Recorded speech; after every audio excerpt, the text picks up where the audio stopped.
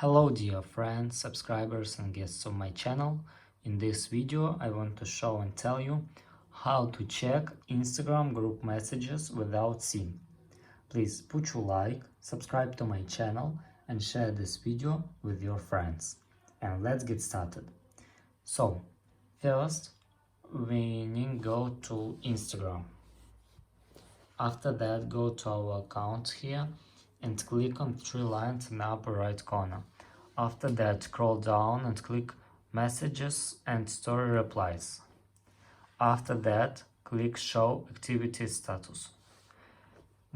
And after that, you must turn off this setting. And now you can check group messages without SIM. And that's all. If you enjoyed this video and found it helpful, please put your like, subscribe to my channel and share this video with your friends. Bye bye everyone, see you later.